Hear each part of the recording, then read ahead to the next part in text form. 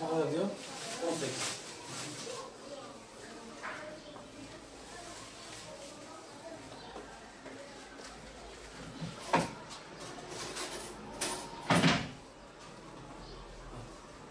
Şu an yumurtaların fiyatları bayağı yükseldi. 2 gün önce sattığımız fiyatlar 12 idi. Şu an 19 ve 21 arası değişiyor. Yumurtalar aldığımız kişilerden sorduğumuz zaman diyorlar işte ihracattan dolayı yükseldi.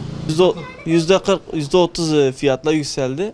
Hani şu an milletler de mağdur, kimse alamıyor. 20 kişi geliyor da hani 20 kişiden bir kişi alıyor. Hani 10-12 olduğu zamanlarda millet 2-3 tane alıyordu. Şu an hiç alamıyordu. Devletimiz bu ihracatı durdursun. Yani yumurtalar bayağı fiyatla düşsün ki milletimiz yesinler. Temel besin kaynağıdır çünkü kimse alamıyor mi? Yani günde en az 2-3 tane tüketilmesi gerekiyor bu yumurtalar. Günde en az 25-30 tane satıyorum. Şu an günde 10-15 tane gidiyor. Fazla yani gittiği yok. Yarıya düştü fena. Fena düştü yani. Şu an yumurta tabii ki artışının nedeni yani bizi tabii ki etkiliyor yani şu. Mesela örneğin diyelim ki günde 100 koli satacağımıza 30-40 koli satıyoruz. Memnun değiliz. 50 kişi soruyor, içinde 10 kişiyi alıyor ya almıyor yani. İşler şu an çok durgun. Yani biz memnun değiliz yani. Aşağı yukarı %30 arttı.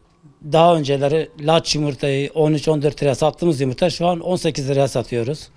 X laç yumurtayı da 16 liraya sattığımız yumurtayı şu an 20 liraya satıyoruz. Bunun sebebi tabii ki şimdi biz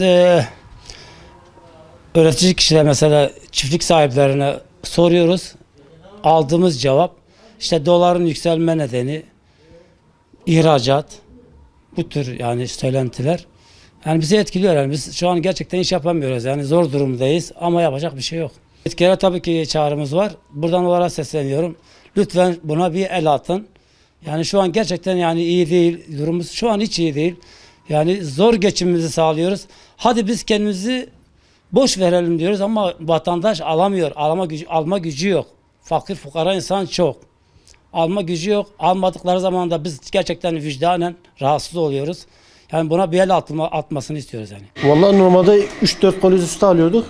Şimdi fazla %30 pahalanmış şu anda. O da mecburen bir tane alabiliyoruz. Yani alacak gücümüz yok hani. Ama vallahi mecburiyetten aldık yoksa alamazdık bunu. Hani yetkililerin bir el atması lazım buna. Çok fazla yani kimse alamıyor bu. Bakıyorsun hiçbir yerde yok zaten yumurta yok yani bazı yerlerde yumurta hiç yok. Çok fazla pahalanmış yani. Yetkililerin bir el atması lazım en azından. Tüketemiyoruz yani. Fiyatlar çok pahalı. Şu an 18 lira aldım. Eskiden fiyatı 15, 14 ya da 12'ye kadar da düşüyordu alıyorduk. Şu an 18-20 arasındadır.